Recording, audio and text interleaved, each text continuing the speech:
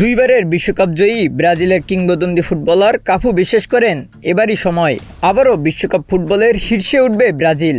বর্তমান স্কোয়াডে তরুণদের উদ্যম আর অভিজ্ঞদের স্থিরতা এই মিশ্রণটাই ব্রাজিলকে অন্যদের থেকে আলাদা করে তুলেছে। তার মতে সঠিক কৌশল আর দলগত পারফরমেন্স বজায় রাখতে পারলে স্বপ্ন এবার বাস্তবে রূপ নিতে পারে। সাম্প্রতিক সময় ব্রাজিল দলের খেলোয়াড়রা নিজ নিজ ক্লাবগুলোতে ধারাবাহিক পারফরমেন্স করলেও জাতীয় দলের পারফরমেন্সে কিছুটা ঘাটতি লক্ষ্য করা গিয়েছে।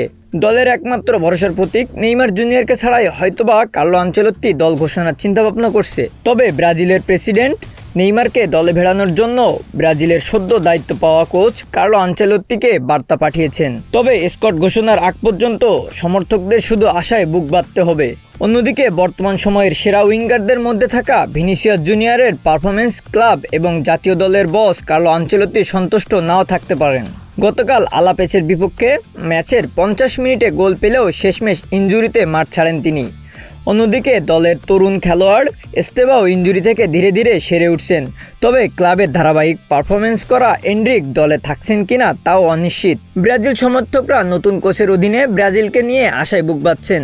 তবে সমর্থকদের মনে একটাই প্রশ্ন, নেইমার কি এবার বিশ্বকাপ থেকে ছিটকে পড়লেন?